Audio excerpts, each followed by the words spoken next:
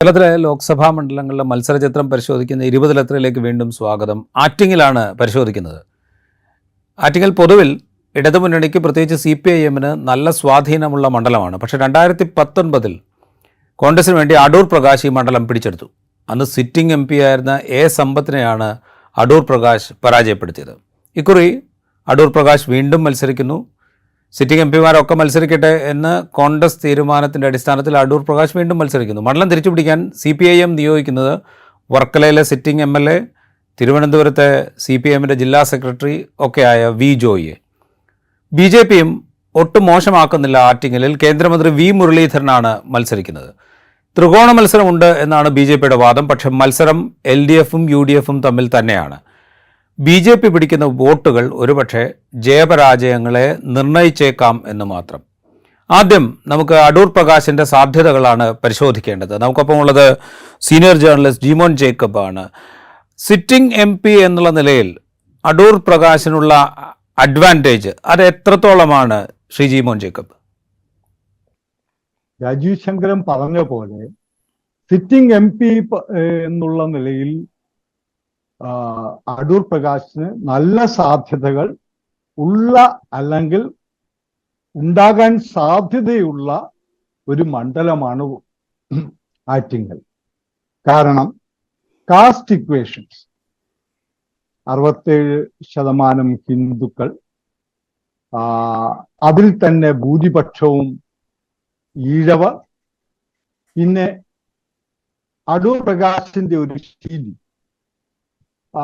അത് മണ്ഡലത്തെ എപ്പോഴും നന്നായി നോക്കുന്ന ഒരു MP അല്ലെങ്കിൽ MLA എന്നുള്ള ഒരു സാധ്യത, ഇതൊക്കെ അടൂർ പ്രകാശിനെ തുണയ്ക്കുന്ന സാധ്യതകളാണ്. പക്ഷെ ഇക്കുറി V. ജോയി വരുമ്പോൾ എന്തായിരിക്കും അടൂർ പ്രകാശിനെ ഏറ്റവും കൂടുതൽ വിഷമിപ്പിക്കുക? അല്ലെങ്കിൽ V. മുരളീധരൻ BJP സ്ഥാനാർത്ഥിയായിട്ട് രംഗത്തിറങ്ങുമ്പോൾ എന്തായിരിക്കും അടൂർ പ്രകാശിനെ കുഴപ്പിക്കുക എന്നുള്ള ചിന്തകളാണ് എൻ്റെ മുമ്പിലുള്ളത്. ഒരു MP-യുടെ അല്ലെങ്കിൽ ഒരു ജനപ്രതിനിധിയുടെ ജയാപജയ സാധ്യതകളെ കുറിച്ച് പറയുന്നതിന് ഒരു ജേർണലിസ്റ്റിനും സാധിക്കില്ല എന്നുള്ളത് രാജീവ് ശങ്കറിന് അറിയാം. പക്ഷെ എങ്കിൽ പോലും സാധ്യതകൾ സാധാരണഗതിയിൽ അടൂർ പ്രകാശിനെ തുണയ്ക്കേണ്ടതാണ്. കാരണം വലിയ അപകടകരമല്ലാത്ത അല്ലെങ്കിൽ നിലവിലുള്ള MP-മാർ പലരും അഭിമുഖീകരിക്കുന്ന ഈ ആന്റി ഇൻകുംബൻസി ഫാക്ടർ അധികം അപകടത്തിലാകാത്ത ഒരു ജനനേതാവാണ് അടൂർ പ്രകാശ്. പക്ഷെ എങ്കിൽ പോലും അടിയൊഴുക്കുകൾ അടൂർ പ്രകാശിനെ വല്ലാത്ത കുഴപ്പത്തിലാക്കുമോ എന്ന് ഞാൻ സംശയിക്കും. ഇതാണ് ഈ സമയത്ത് ഇതേക്കുറിച്ച് പറയാനുള്ള മതം.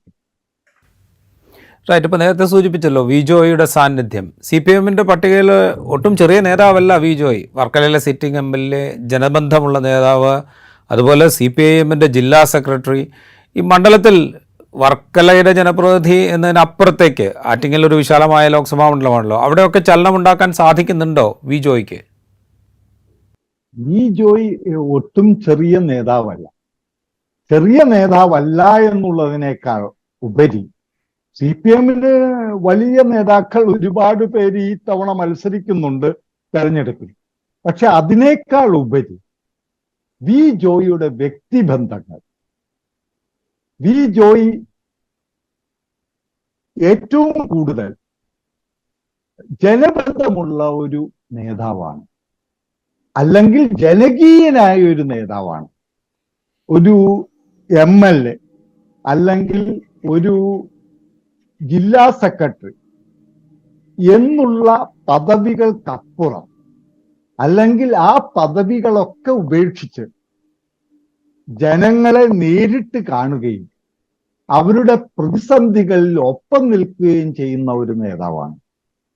അത്തരം നേതാക്കന്മാർ അടുത്ത കാലത്ത് CPM-ന് തിരുവനന്തപുരം ജില്ലയിൽ തന്നെ ഉണ്ടായിട്ടുണ്ടോ എന്നുള്ള കാര്യം സംശയമാണ്. അപ്പോൾ CPM ആറ്റിങ്ങലിൽ ബി ജോയിയെ നിർത്തിയിരിക്കുന്നത്, ഒരു സ്ഥാനാർത്ഥിയാക്കിയിരിക്കുന്നത് ഒറ്റ ലക്ഷ്യത്തോടു കൂടിയാണ്. അതായത് ആറ്റിങ്ങൽ പിടിച്ചെടുക്കണം, ഏത് വിധേയനെങ്കിലും അടൂർ പ്രകാശിനെ തോൽപ്പിക്കണം. രണ്ടാമത്തെ വസ്തുതയാണ് വി മുരളീധരൻ വരുന്നത്. പക്ഷേ ഈ സാഹചര്യത്തിൽ വി ജോയിക്ക് ഒരുപാട് വ്യക്തിബന്ധങ്ങളും ജനകീയ പ്രസ്ഥാനങ്ങളുമായിട്ടുള്ള ബന്ധവും വി ജോയിയെ തുണയ്ക്കുന്ന കാര്യം ഒരു സംശയവുമില്ല. നമ്മൾ വി മുരളീധരൻ്റെ കാര്യം എടുത്താലോ, വി മുരളീധരൻ കേന്ദ്രമന്ത്രിയാണ്. ആ പകിട്ട് അദ്ദേഹത്തിനുണ്ട്. പ്രധാനമന്ത്രി നരേന്ദ്രമോദി അദ്ദേഹത്തിൻ്റെ പ്രചാരണത്തിനെത്തിയിരുന്നു. ഈ തെരഞ്ഞെടുപ്പ് ഘട്ടത്തിൽ ഒരുപക്ഷെ വി മുരളീധരനെ സഹായിക്കുന്ന വിധത്തിലുള്ള ചില ചെറിയ ഘടകങ്ങളും ഉണ്ടായിട്ടുണ്ട്. ഇപ്പോൾ വിദേശത്ത് പല കാരണങ്ങളാൽ അകപ്പെട്ടുപോയ ആളുകളെ തിരിച്ചെത്തിക്കാൻ അദ്ദേഹത്തിന് സാധിച്ചു, അല്ലെങ്കിൽ അദ്ദേഹം വിദേശകാര്യ മന്ത്രാലയത്തിന് സാധിച്ചു എന്ന് പറയുമ്പോൾ അതിൻ്റെ ഒരു ക്രെഡിറ്റ് വിദേശകാര്യ സഹമന്ത്രിയായ വി മുരളീധരൻ ഏറ്റെടുക്കുക സ്വാഭാവികമാണ്. അതുമാത്രമല്ല, ഇപ്പോൾ ആറ്റിങ്ങലിൽ 2019 തെരഞ്ഞെടുപ്പിൽ ശോഭാ സുരേന്ദ്രനായിരുന്നു BJP-യുടെ സ്ഥാനാർത്ഥി. 2,41,081 വോട്ടാണ് നേടിയത്. 2014 താരതമ്യം ചെയ്യുമ്പോൾ ഏതാണ്ട് 14% വോട്ട് അധികമായിട്ട് ശോഭാ സുരേന്ദ്രൻ നേടി. ഈ കേന്ദ്രമന്ത്രി സ്ഥാനം, മോദി പ്രചാരണത്തിനെത്തിയത്, ഇതൊക്കെ വഴി മുരളീധരന് ഈ ശോഭാ സുരേന്ദ്രൻ നേടിയതിനേക്കാൾ കൂടുതൽ വോട്ട് സമാഹരിക്കാൻ ഇക്കുറി സാധിക്കുമോ? രാജീവ് ശങ്കരൻ പറഞ്ഞു വളരെ BJP-യുടെ അവിടുത്തെ ആറ്റിങ്ങൽ മണ്ഡലത്തിലെ ഒരു മുന്നേറ്റത്തെ കുറിച്ച് പറഞ്ഞത് വളരെ വസ്തുതയാണ്, യാതൊരു സംശയവുമില്ല. പക്ഷേ 2010 2024 സാഹചര്യവും വളരെ വ്യത്യസ്തമാണ്. 2019 എനിക്ക് തോന്നുന്നു, എൻ്റെ നിരീക്ഷണം ശരിയാണെങ്കിൽ, ഏറ്റവും കൂടുതൽ ഹിന്ദുസ് പത്തനംതിട്ടയ്ക്ക് ശേഷം BJP-ക്ക് ഉണ്ടായ വലിയ ഒരു ഹിന്ദുസിന്റെ മുന്നേറ്റം പ്രകടമായ ഒരു ലോക്സഭാ മണ്ഡലമാണ് ആറ്റിങ്ങൽ. ഈഴവരാണ് ഭൂരിപക്ഷവും. പക്ഷേ ശബരിമലയിൽ സ്ത്രീകളെ ഗവൺമെന്റ് സ്പോൺസർ ചെയ്ത് കയറ്റിവിട്ടത് ഒരുപാട് വലിയ പങ്ക് ഈഴവർക്ക്, നായന്മാർക്കല്ല, വലിയ പങ്ക് ഈഴവർക്കും ഗവൺമെന്റിനോട്, പിണറായി ഗവൺമെന്റിനോട് വലിയ രീതിയിലുള്ള ഒരു രോഷമുണ്ടായി. അതിൽ CPM കുടുംബങ്ങളുണ്ട്. പത്തനംതിട്ടയിൽ പല CPM കുടുംബങ്ങളും BJP-ക്ക് വോട്ട് ചെയ്തിട്ടുണ്ട്. പിന്നീട് ആറ്റിങ്ങലുണ്ടായിട്ടുണ്ട്. അതുപോലെ തന്നെ കോൺഗ്രസിന് വോട്ട് ചെയ്ത ഒരു വലിയ വിഭാഗം ജനങ്ങളുണ്ട് ആറ്റിങ്ങൽ. അതിന്റെ കാരണം എന്താണെന്ന് വെച്ചാൽ, കോൺഗ്രസിന് വോട്ട് ചെയ്തത് രാഹുൽ ഗാന്ധിയുടെ ഇവിടത്തെ വരവാണ്. BJP-ക്ക് വോട്ട് ചെയ്തത്, ഏറ്റവും കൂടുതൽ ആൾക്കാർ വോട്ട് ചെയ്തത് ശബരിമലയിലുണ്ടായ രോഷമാണ്. ഈ രണ്ട് ഘടകങ്ങൾ കൂടാതെ സ്ഥാനാർത്ഥിയായ സമ്പത്തിനോടുള്ള വിരോധവും CPM വോട്ട് അവിടെ കുറച്ചിട്ടുണ്ട്. അപ്പോ അത് 2019 സാഹചര്യവും 2024 സാഹചര്യവും തമ്മിൽ വളരെ വ്യത്യസ്തമാണ്. അതാണ് ഒരു തരത്തിൽ പറഞ്ഞാൽ BJP-ക്ക് ശോഭാ സുരേന്ദ്രനെ പോലെയുള്ള ഒരു സ്ഥാനാർത്ഥിയെ നിർത്തിയപ്പോൾ കിട്ടിയ മൈലേജും, പൊളിറ്റിക്കൽ മൈലേജും, പിന്നീട് കേന്ദ്രമന്ത്രി വി മുരളീധരന് വഴിയൊരുക്കിയത്. അതായത് ഇക്കുറി വി മുരളീധരന് ഒരുപക്ഷെ ശോഭ പിടിച്ചതിനേക്കാൾ കൂടുതൽ വോട്ട് പിടിക്കാനുള്ളൊരു സാധ്യതയുണ്ട്. തീർച്ചയായും കാരണം എന്താണെന്ന് വെച്ചാൽ ശിവഗിരി മഠവുമായിട്ട് പ്രൈം മിനിസ്റ്റർ നരേന്ദ്രമോദി ഉണ്ടാക്കിയിട്ടുള്ള അടുപ്പവും ആത്മബന്ധവും അതിന് വി മുരളീധരൻ വഴിയൊരുക്കിയതും അതിനേക്കാൾ ഉപരി വീണ്ടും മോഡി ഗവൺമെന്റ് വരുമെന്നുള്ള വലിയൊരു പ്രചരണവും, ഇതൊക്കെ മുരളീധരന് ചിലപ്പോൾ ഒരു 50,000 വോട്ട് കൂട്ടുന്നതിന് വേണ്ടി ഈ സാഹചര്യമെടുക്കും. പക്ഷെ അതും വിജയിക്കുന്നതിനുള്ള ഒരു വോട്ട് ഷെയർ ആയിട്ട് എനിക്ക് തോന്നുന്നില്ല. നമ്മൾ ഈ ആറ്റിങ്ങൽ മണ്ഡലത്തിൻ്റെ ചരിത്രത്തിലേക്ക് ഒന്ന് പോയാൽ, പഴയ ചിറങ്കീഴ് മണ്ഡലമാണ് ഇന്നത്തെ ആറ്റിങ്ങൽ. അതിൻ്റെ ഘടനയിലൊക്കെ മാറ്റങ്ങളുണ്ട്, പക്ഷേ ചിറങ്കീഴ് മാറിയാണ് ആറ്റിങ്ങലാവുന്നത്. 1971 മുതൽ 1989 വരെയുള്ള തെരഞ്ഞെടുപ്പുകളിൽ കോൺഗ്രസ് വിജയിച്ച മണ്ഡലമായിരുന്നു ചിറയൻകീഴ്. വയലാർ രവി, എ റഹീം, തലക്കുന്നിൽ ബഷീർ, അങ്ങനെ മുതിർന്ന നേതാക്കൾ കോൺഗ്രസിന് വേണ്ടി അവിടെ നിന്ന് വിജയിച്ചു. 1991 സുശീല ഗോപാലൻ CPIM നിന്ന് മത്സരിച്ച് ആ മണ്ഡലം പിടിച്ചെടുത്തു. പിന്നെ ചിറയൻകീഴിൽ കോൺഗ്രസ് വിജയിച്ചിട്ടില്ല. ചിറയൻകീഴ് മണ്ഡലം മാറി ആറ്റിങ്ങൽ മണ്ഡലം നിലവിൽ വന്നതിന് ശേഷം 2009 2014 A സമ്പത്ത് അവിടെ നിന്ന് വിജയിച്ചു. 2019 സമ്പത്തിനെ തോൽപ്പിച്ചാണ് അടൂർ പ്രകാശ് വിജയിക്കുന്നത്. അപ്പോൾ ഭൂരിപക്ഷം 38,247 മാത്രമായിരുന്നു.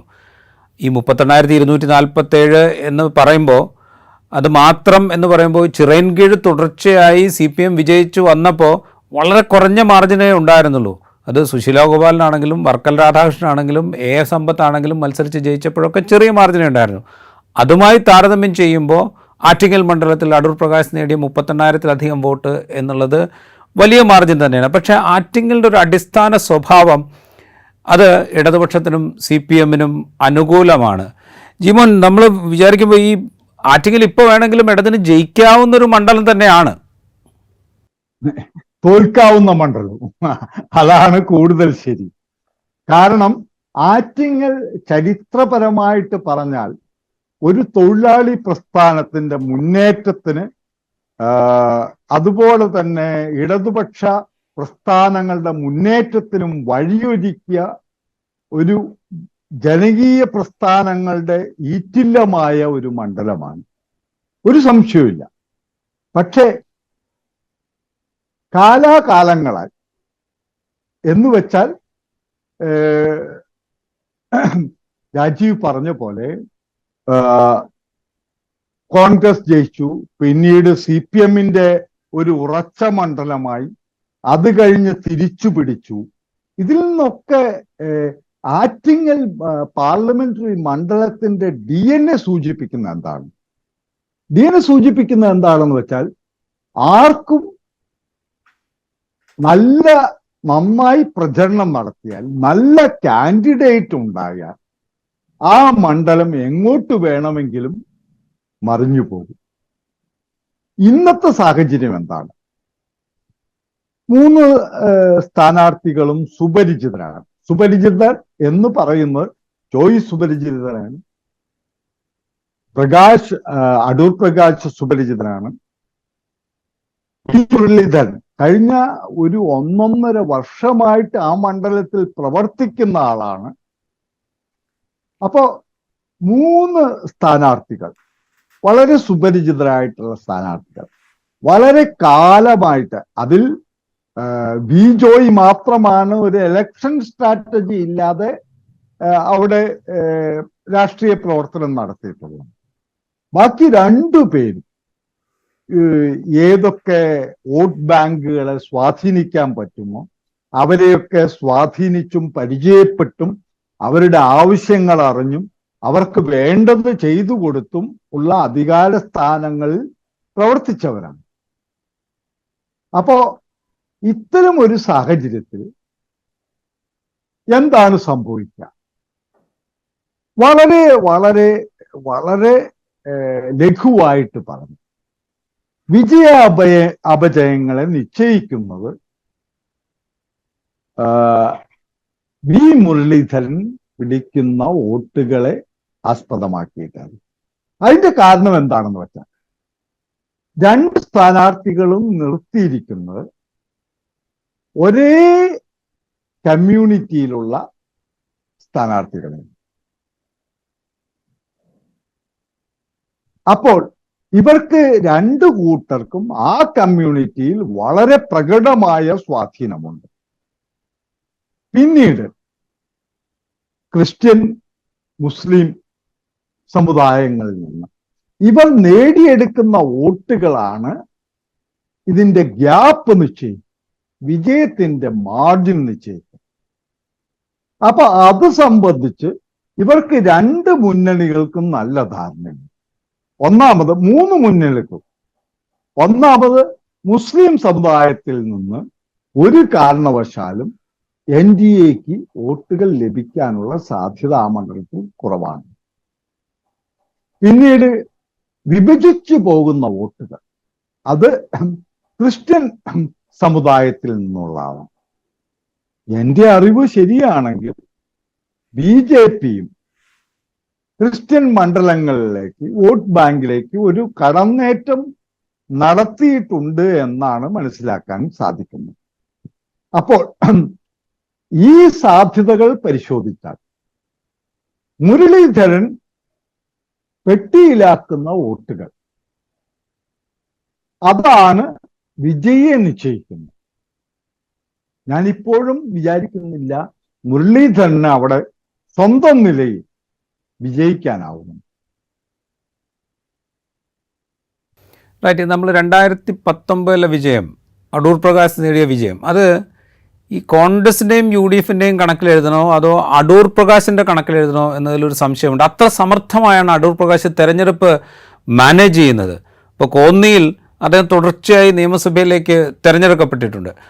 അദ്ദേഹം മാറിയതോടെ കോന്നി കോൺഗ്രസിന് നഷ്ടമായി. കഴിഞ്ഞ തവണ ആറ്റിങ്ങലിൽ മത്സരിക്കാനെത്തുമ്പോൾ അടൂർ പ്രകാശ് ആദ്യമായിട്ട് ഉന്നയിച്ച പ്രശ്നം അവിടുത്തെ ഇരട്ട വോട്ടുകളായിരുന്നു. അത് അദ്ദേഹം വലിയ ചർച്ചാ വിഷയമാക്കി. തെരഞ്ഞെടുപ്പ് കമ്മീഷന് അതിന് ഇടപെടേണ്ടി വന്നു. ഇക്കുറിയും അദ്ദേഹം അത് ഉയർത്തി. ഇലക്ഷൻ കമ്മീഷൻ പിന്നീട് വിശദീകരിച്ചു, ഇരട്ട വോട്ടുകളൊക്കെ നീക്കം ചെയ്തു എന്നുള്ളത്. ഈ അടൂർ പ്രകാശ് എന്നുള്ള സ്ഥാനാർത്ഥി കോൺഗ്രസിന് നൽകുന്ന ഒരു അഡ്വാൻറ്റേജ്, അതുപോലെ ആത്മവിശ്വാസം, അത് എത്രത്തോളം വലുതാണ്? അടൂർ പ്രകാശ് നല്ല ഒരു പൊളിറ്റീഷ്യനാണ്, പൊളിറ്റിക്കൽ മാനേജറാണ്. അത് ഇപ്പൊ മാത്രമല്ല, അദ്ദേഹം യൂത്ത് കോൺഗ്രസിൽ പ്രവർത്തിക്കുന്ന കാലത്ത്, KSUവിൽ പ്രവർത്തിക്കുന്ന കാലത്ത്, അദ്ദേഹം KPCCയിൽ പ്രവർത്തിക്കുന്ന കാലത്ത്, എല്ലാ സമയത്തും അദ്ദേഹം നല്ല മികച്ച പ്രവർത്തനം കാഴ്ചവെക്കുകയും നല്ല പൊളിറ്റിക്കൽ മാനേജർ ആവുകയും നല്ല PR കാത്തു സൂക്ഷിക്കുകയും ചെയ്ത നേതാവാണ്. അദ്ദേഹത്തിന് വേണ്ടിയിട്ട് ഒരു ബാക്കപ്പ് സപ്പോർട്ട് മെക്കാനിസം എല്ലാ സ്ഥലത്തും വർക്ക് ചെയ്യുന്നതാണ്. ഇപ്പോൾ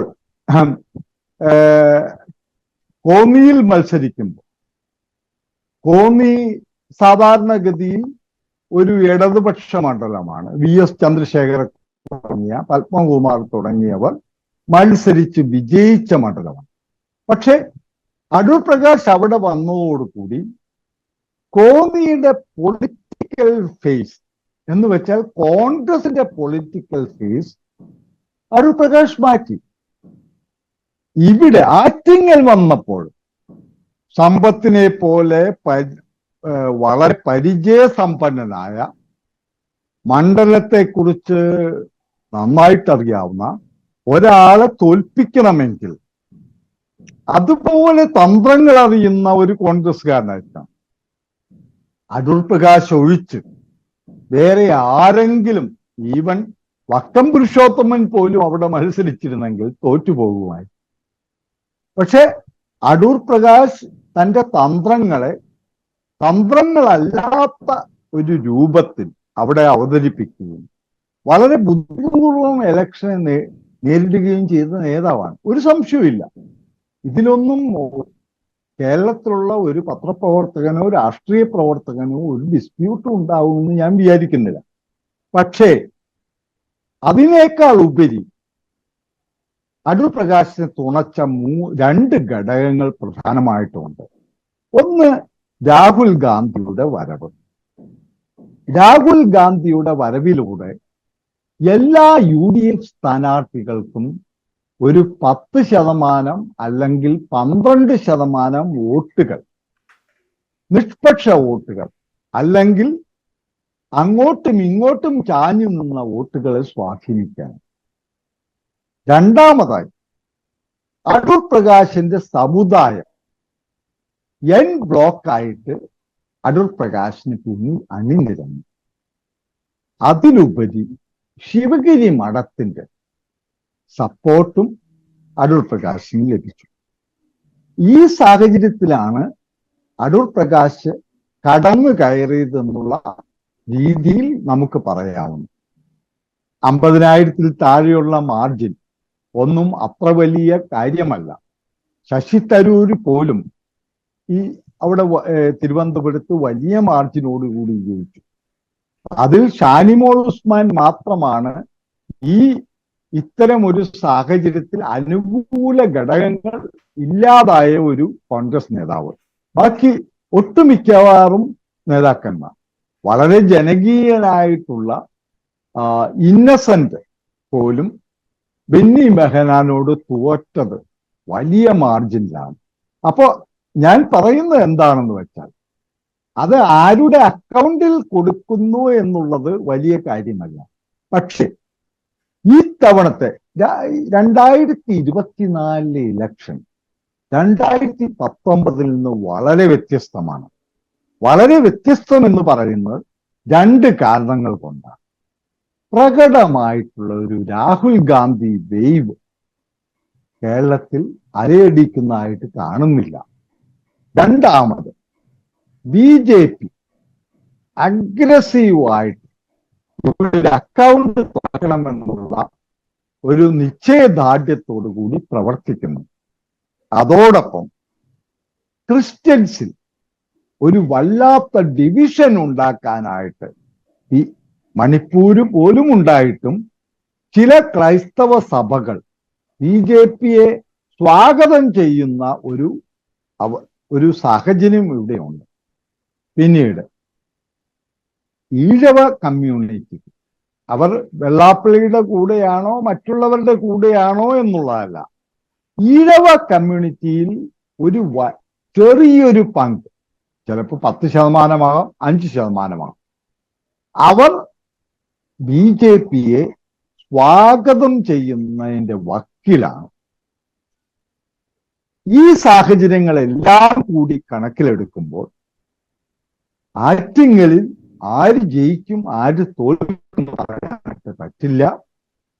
കാരണം കെ മുരളീധരൻ സ്വാധീനിക്കുന്ന വോട്ടുകൾ ഇവരുടെ ജയാപജയങ്ങളെ വല്ലാതെ ബാധിക്കുമെന്നാണ് എനിക്ക് തോന്നുന്നത്. റൈറ്റ്. ഇപ്പോൾ നേരത്തെ ഈ സാമുദായിക ഘടനകളെ കുറിച്ച് സൂചിപ്പിച്ചു. മണ്ഡലത്തിലൊരു വോട്ടർമാരുടെ കണക്കെടുത്താൽ ക്രിസ്തുമത വിശ്വാസികൾ 19% വരും, മുസ്ലിങ്ങൾ 13.7%, ബാക്കി 67% ഹിന്ദുക്കളിൽ ഭൂരിപക്ഷം ഈഴവ സമുദായമാണ്. ശിവഗിരിയൊക്കെ ഉൾക്കൊള്ളുന്ന മണ്ഡലം നേരത്തെ ജീവൻ സൂചിപ്പിച്ച പോലെ തന്നെ ഈ ഈഴവ സമുദായത്തിൻ്റെ വോട്ട് അത് ഈ 3 സ്ഥാനാർത്ഥികൾക്കിടയിൽ സ്പ്ലിറ്റ് ചെയ്തു പോവുകയാണ് ചെയ്യുക. അപ്പോൾ നേരത്തെ സൂചിപ്പിച്ച ഈ മുസ്ലിം വോട്ട് അതായിരിക്കുമോ ഈ മണ്ഡലത്തിൽ നിർണായകമായിട്ട് വരിക? തീർച്ചയായിട്ടും മുസ്ലിം സമുദായത്തിന്റെ വോട്ടിനൊരു നിർണായക പങ്കുണ്ട്. ഞാനത് പറയാതിരുന്നത് എന്താണെന്ന് വെച്ചാൽ 2 കാരണങ്ങൾ കൊണ്ടാണ്. ഈ 19% വോട്ടുകൾ അല്ലെങ്കിൽ 13% വോട്ടുകൾ ഇപ്പോ തിരുവനന്തപുരത്തിൽ നിന്ന് വളരെ വ്യത്യസ്തമാണ് ആറ്റിങ്ങലിലെ ചിത്രം. പിന്നെ മോറോളസ് ആറ്റിങ്ങലിലെ മുസ്ലിംസ് വളരെ സെക്യുലറായിട്ട് പ്രവർത്തിക്കുന്ന ആൾക്കാരാണ്. അവരിൽ കമ്മ്യൂണൽ എലമെന്റ് ഉള്ളത് വളരെ മൈക്രോ കമ്മ്യൂണിറ്റിയിൽ മാത്രമേ ഉള്ളൂ. അപ്പോ അവർക്ക് അവരുടെ പാറ്റേൺ ഓഫ് വോട്ടിംഗ് ഉണ്ട്. അപ്പൊ അവരൊരു കോൺഗ്രസ്സുകാരായിരുന്നവർ കോൺഗ്രസ്സുകാർക്ക് വോട്ട് ചെയ്യും, കമ്മ്യൂണിസ്റ്റുകാരായിരുന്നവർ കമ്മ്യൂണിസ്റ്റുകാർക്ക് വോട്ട് ചെയ്യും. അതിൽ നിന്ന് ഒരു പ്രത്യേക ഒരു കോൺഫിഗറേഷൻ ഉണ്ടാവാനായിട്ടുള്ള സാധ്യത കുറവാണ്. അതുകൊണ്ടാണ് ഞാൻ അതിനെക്കുറിച്ച് സൂചിപ്പിക്കാതിരുന്നത്. പക്ഷേ ഈ ക്രൈസ്തവ സമൂഹവും ഈഴവ കമ്മ്യൂണിറ്റിയും അല്ലെങ്കിൽ ഹിന്ദു സമൂഹവും വളരെ വളരെ ചേഞ്ചിങ് ആയിട്ടുള്ള പൊളിറ്റിക്കൽ റെസ്പോൺസ് അവിടെ കാണിക്കുന്നു എന്നുള്ളത് കൊണ്ടാണ് മറ്റവരെ ഞാൻ മാറ്റി നിർത്തിയത്. അത് ഇപ്പോ രാജീവ് ശങ്കരും പറഞ്ഞ പോലെ അവരുടെ വോട്ടുകളെ സ്വാധീനിക്കും. പക്ഷെ അവരുടെ വോട്ടുകൾ ഒരു ട്രഡീഷണൽ പാറ്റേണിലുള്ളതാണ്. അതിൽ നിന്ന് വലിയ വ്യത്യസ്തമായിട്ടുള്ള ഒരു റെസ്പോൺസ് ഉള്ളതായിട്ട് എനിക്ക് തോന്നുന്നില്ല. ഇതുവരെ നടത്തിയ ഒരു പഠനങ്ങളും, കാരണം എന്ന് വെച്ചാൽ മുസ്ലിം ലൊക്കാലിറ്റിയിൽ പോയപ്പോഴൊക്കെ വി മുരളീധരന് ലഭിച്ച റെസ്പോൺസ് വളരെ നെഗറ്റീവായിരുന്നു. അതുപോലെ കോൺഗ്രസ് അടൂർ പ്രകാശിന് ലഭിച്ച റെസ്പോൺസും അത്ര നല്ലതായിരുന്നില്ല. അതേസമയം വി ജോയ്ക്ക് ലഭിച്ച റെസ്പോൺസ് വളരെ മികച്ചതായിരുന്നു എന്നാണ് ഞാൻ മനസ്സിലാക്കുന്നത്. റൈറ്റ്. നമ്മൾ ഈ ആറ്റിങ്ങൽ ലോക്സഭാ മണ്ഡലത്തിൽ കീഴിൽ വരുന്ന നിയമസഭാ മണ്ഡലങ്ങൾ നോക്കിയാൽ വർക്കല, ആറ്റിങ്ങൽ, ചിറയൻകീഴ്, നെടുമങ്ങാട്, വാമനപുരം, അരുവിക്കര, കാട്ടാക്കട, ഇതിലെല്ലാം 2021 ഇടതുമുന്നണി ജയിച്ചതാണ്. അതിൽ ചിലത് CPIM ശക്തമായ സ്വാധീനവും നല്ല ഭൂരിപക്ഷവുമുള്ള മണ്ഡലങ്ങളാണ്. ഇപ്പോൾ അരുവിക്കര പോലെയുള്ള മണ്ഡലങ്ങൾ എടുത്തു കഴിഞ്ഞാൽ അവിടെ കോൺഗ്രസിന് നല്ല സ്വാധീനമുണ്ട്. ഇക്കുറി ഇടതുമുന്നണി ജയിച്ചു എങ്കിൽ പോലും ഈ വോട്ടുകൾ, ഈ CPM നല്ല സ്വാധീനമുള്ള മണ്ഡലങ്ങളിലെ വോട്ടുകൾ അത് ഉറപ്പിക്കാനായാൽ വിജോയ്ക്ക് ഒരു എഡ്ജ് ഉണ്ടാവുമോ? ശരിയാണ് രാജീവ് പറഞ്ഞത്. പക്ഷേ നമ്മൾ ഈ പറയുന്ന നമ്മളുടെ ഈ മലയാളി സൈക്കിൾ ഒരു പാറ്റേൺ ഫോളോ ചെയ്യുന്നവരല്ല, ആണോ? കാരണം അങ്ങനെ നോക്കുകയാണെങ്കിൽ ഈ തവണ ഒരു 13-14 മണ്ഡലങ്ങളെങ്കിലും LDFന്റെ സ്ഥാനാർത്ഥികൾ ജയിക്കേണ്ടതാണ്, മികച്ച സ്ഥാനാർത്ഥികൾ. മിക്ക മണ്ഡലങ്ങളിലും LDF മാത്രം ജയിച്ച നിയമസഭാ മണ്ഡലങ്ങൾ. അങ്ങനെയല്ല സംഭവിക്കാം. അങ്ങനെയാണെങ്കിൽ 2019 മിനിമം 10 മണ്ഡലങ്ങളിലും ജയിക്കണ്ടേ? വോട്ടിംഗ് ശതമാനത്തിൽ വളരെ നേരിയ വ്യത്യാസമല്ലേ ഉള്ളൂ. അങ്ങനെയല്ല. ഈ കേരളത്തിലെ ലോക്സഭാ മണ്ഡലങ്ങളിൽ വോട്ട് ചെയ്യുമ്പോൾ നമ്മുടെ വോട്ടർമാർ ഒരു പ്രത്യേകതരം എന്താ പറയാ ഒരു സൈക്കോളജിയാണ് അവരുടെ വോട്ടിങ്ങിനെ സ്വാധീനിക്കുന്നത്. അതായത് കഴിഞ്ഞ തവണയാണെങ്കിൽ രാഹുൽ ഗാന്ധി അല്ലെങ്കിൽ കോൺഗ്രസ് അധികാരത്തിൽ വരുന്നു എന്നുള്ളത് മൈനോറിറ്റീസ്, അതായത് ക്രൈസ്തവ സമൂഹത്തെയും മുസ്ലിം സമൂഹത്തെയും കോൺഗ്രസിലേക്ക് ചായുന്നതിന് വേണ്ടി സഹായിക്കും. അതിനുശേഷം അത് നടന്നില്ല എന്ന് വന്നപ്പോൾ 2024 രാഹുൽ ഗാന്ധി വന്നപ്പോൾ, വയനാട്ടിൽ വന്നപ്പോൾ പോലും 2019 ഉണ്ടായ ഒരു വലിയ ആഹ്ലാദമോ അല്ലെങ്കിൽ എന്താ പറയാ ഒരു ഹൈപ്പോ ഉണ്ടായില്ല ഈ തവണ. അപ്പോ അത് നമ്മൾ സൂചിപ്പിക്കുന്ന ഒരു കാര്യം എന്താണെന്ന് വെച്ചാൽ മലയാളി വോട്ടർമാരുടെ അഭിലാഷങ്ങൾ ലോക്സഭാ തെരഞ്ഞെടുപ്പിൽ എപ്പോഴും മിക്കവാറും നാഷണൽ പാർട്ടീസുമായിട്ട് ഒത്തുപോകുന്ന ഒരു സംഗതിയാണ്. കാരണം എന്താണെന്ന് വെച്ചാൽ എന്തിനാണ് CPM വോട്ട് ചെയ്തിട്ട് കാര്യമെന്നുള്ള ഒരു ചിന്താഗതി പലപ്പോഴും പല ഇടതുപക്ഷക്കാരുടെയും മനസ്സിലുണ്ടാവാണ്. അപ്പൊ അത് ചോദ്യം വരുമ്പോൾ അവർ വിചാരിക്കുന്ന വെച്ചാൽ കോൺഗ്രസിന് വോട്ട് ചെയ്താലും CPM വോട്ട് ചെയ്താലും ഏകദേശം ഒരുപോലെയാണ്. പക്ഷേ ആ ഒരു സൈക്കിയെ മറികടക്കുന്നതിന് വേണ്ടിയിട്ടാണ് CM-ഉം അതുപോലെ ഇടതുപക്ഷവും ഒരു സ്പെസിഫിക് ടാർഗറ്റോട് കൂടിയിട്ട് ഇടതുപക്ഷത്തിന്റെ സ്വരം ശക്തമായാൽ മാത്രമേ മൈനോറിറ്റീസിന് രക്ഷയുള്ളൂ എന്നുള്ളൊരു ക്യാമ്പയിൻ ആരംഭിച്ചു. അത് വളരെ സ്പെസിഫിക്കലി ടാർഗറ്റിംഗ് ഓൺ കോൺഗ്രസ്. അതായത് ഞങ്ങൾക്ക് വോട്ട് ചെയ്താൽ നിങ്ങൾക്ക് നിങ്ങളുടെ അവകാശങ്ങൾ ഞങ്ങൾ സംരക്ഷിക്കും, അതേസമയം കോൺഗ്രസ് സംരക്ഷിക്കില്ല എന്നുള്ളതിനെ ബേസ് ചെയ്തിട്ടായിരുന്നു ഈ തെരഞ്ഞെടുപ്പിലെ ഇടതുപക്ഷത്തിന്റെ ടോട്ടൽ ക്യാമ്പയിൻ. അപ്പോ ഞാൻ പറയുന്നത് വെച്ചാൽ ഒരു പാറ്റേൺ അഡോപ്റ്റ് ചെയ്തുകൊണ്ടോ ഒരു poll arithmetic on the previous election depend ചെയ്തുകൊണ്ടോ നമുക്ക് കേരളം എങ്ങോട്ട് പോകുന്നു, കേരളം ആർക്ക് വോട്ട് ചെയ്യുന്നു എന്നുള്ള ഒരു പാറ്റേൺ അല്ലെങ്കിൽ ഒരു പ്രഡിക്ഷൻ നമുക്ക് നടത്താനാവില്ല.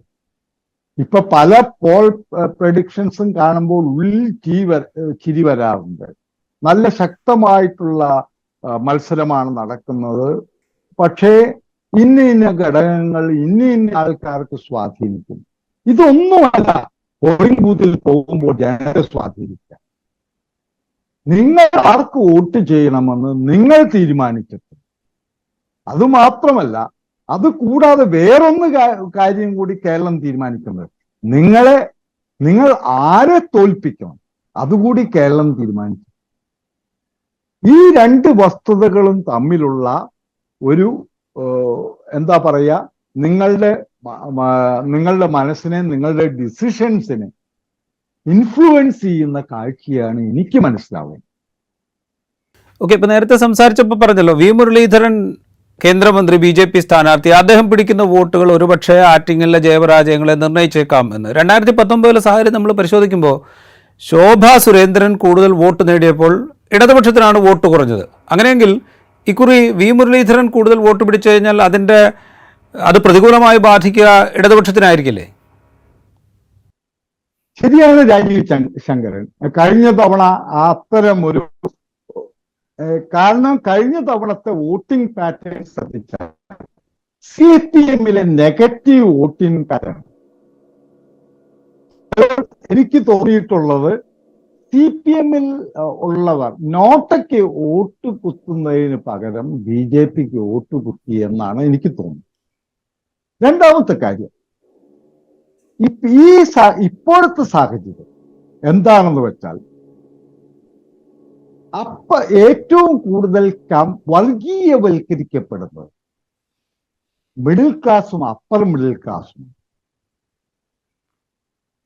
അതേസമയം ഇപ്പോഴും ഈ CPM-നോടൊപ്പം CPM വല്ലാത്ത പരിഗണനയൊന്നും ലോവർ ക്ലാസ്സിൽ നൽകുന്നില്ലെങ്കിലും, അവരുടെ പ്രശ്നങ്ങൾ ഏറ്റെടുക്കുന്നില്ലെങ്കിലും, ഇപ്പോഴും CPM-നൊപ്പം വർഗീയതയെ ചെറുത്തുകൊണ്ട് നിൽക്കുന്നത് ലോവർ ക്ലാസ്സാണ്. ചിലപ്പോൾ വളരെ കോൺട്രാസ്റ്റിംഗ് ആയിട്ട് തോന്നാം. അധികാരം പങ്കിടുന്നത് മുഴുവൻ ഭരണവർഗത്തിൽ മധ്യവർഗവും ഉപരിവർഗവുമായിരിക്കുമ്പോഴും അത്തരം പ്രവണതകളെ ചെറുത്തുകൊണ്ട് പാർട്ടിയോടൊപ്പം നിൽക്കുന്നത് ഈ താഴെക്കിടയിലുള്ള ഒരു അടിസ്ഥാന വർഗം. അപ്പോൾ അത് ഒരു ഫാക്റ്റാണ്. കഴിഞ്ഞ കുറച്ചു വർഷങ്ങളായിട്ട് ഞാൻ കണ്ടുകൊണ്ടിരിക്കുന്ന ഒരു ഫാക്റ്റാണ്. അവരെ ശബരിമല സ്വാധീനിക്കുന്നില്ല, അവരെ മറ്റ് കാര്യങ്ങളൊന്നും സ്വാധീനിക്കുന്നില്ല. അവരെ ഈവൻ അവർക്ക് പെൻഷൻ കിട്ടിയോ എന്നുള്ള, സാമൂഹ്യ സുരക്ഷാ പെൻഷൻ കിട്ടിയോ എന്നുള്ള കാര്യം പോലും അവരുടെ വോട്ടിംഗ് പാറ്റേണെ അടിസ്ഥാനപരമായിട്ട് ആധാരമാക്കുന്നില്ല. ഭരണവർഗത്തിന്റെ അഹന്തകൾ അവർ ചിന്തിക്കുന്നില്ല. ഇതൊന്നും അവർ ചിന്തിക്കുന്നില്ല. ഇങ്ങനെയുള്ളൊരു സാഹചര്യത്തിൽ എൻ്റെ ഒരു അനുമാനം എന്താണെന്ന് വെച്ചാൽ, ഇക്കുറി വി മുരളീധരൻ നേടുന്ന വോട്ടുകൾ കൂടുതലും അടൂർ പ്രകാശിന്റെയാണ്. അതുകൊണ്ടാണ് കോൺഗ്രസ് അവിടെ വല്ലാത്ത രീതിയിൽ ഒരു അതായത് ഭരണത്തിനെതിരായിട്ടുള്ളൊരു വികാരമുണ്ടെന്നും ഇരട്ട വോട്ടുകൾ ഉണ്ടെന്നും പ്രചരിപ്പിക്കുന്നു. ഇരട്ട വോട്ടുകൾ ഉണ്ടാവും, കാരണം പ്രചരണമെന്ന് ഞാൻ പറയുന്നില്ല. അവർ ഒരു പ്രധാന വിഷയമായിട്ട് ഇലക്ഷനിൽ അഭിസംബോധന ചെയ്യും. അവിടെ നോക്കിയാൽ അറിയാം, ആറ്റിങ്ങലിൽ കോൺഗ്രസ് പറയുന്നു പ്രധാന മത്സരം LDF-ഉം UDF-ഉമായിട്ടാണ്. അപ്പോൾ തമസ്കരിക്കുന്ന ഒരു പാർട്ടി, അതും പ്രധാനമായിട്ട് ഒരു കേന്ദ്രമന്ത്രി മത്സരിക്കുന്ന മണ്ഡലത്തിൽ ആ പാർട്ടിയെ തമസ്കരിക്കുന്ന ഒരു ഒരു അത്തരത്തിലുള്ള അപ്രോച്ച് അവിടെ വിജയത്തെ സ്വാധീനിക്കുന്നത് അല്ലെങ്കിൽ വിജയത്തെ ഏറ്റവും കൂടുതൽ വിജയത്തെ നമ്മുടെ വെച്ചാൽ അവരുടെ വിജയ സാധ്യതകളെ പരീക്ഷിക്കുന്നത് BJP ആണെന്ന് നമുക്ക് മനസ്സിലാവും. രാജീവ് ശങ്കറിനും അറിയാം, ഒരുപാട് ഇലക്ഷൻ നിങ്ങളും കണ്ടിട്ടുണ്ട്. അതുകൊണ്ടാണ് ഞാൻ പറയുന്നത് ഇക്കുറി BJP പിടിക്കുന്ന ഓരോ വോട്ടൊന്നില്ലെങ്കിലും 50 വോട്ടിൽ 45 വോട്ടും അടൂർ പ്രകാശിന്റെ ആറ്റിങ് സംശയം. റൈറ്റ്, അതാണ് ആറ്റിങ്ങലിൻ്റെ മത്സരചിത്രം. ഇടതുമുന്നണിക്ക് ശക്തമായ രാഷ്ട്രീയ വേരോട്ടമുണ്ട്. അതോടൊപ്പം കേന്ദ്രമന്ത്രി വി മുരളീധരൻ്റെ സാന്നിധ്യം BJPക്ക് അധികമായി നൽകുന്ന വോട്ടുകളുണ്ട്. ഈ വോട്ടുകൾ ആരുടേതായിരിക്കും എന്നുള്ളതാണ് ആറ്റിങ്ങലിൻ്റെ വിധി നിർണ്ണയിക്കുക. BJP വോട്ടുകൾ കടന്നു കയറുന്നത് UDF വോട്ടുകളിലേക്കാണെങ്കിൽ അടൂർ പ്രകാശിന് ഒരുപക്ഷെ അടിതെറ്റാം. ആറ്റിങ്ങൽ പ്രവചനങ്ങൾക്ക് അപ്പുറത്താണ് 2024.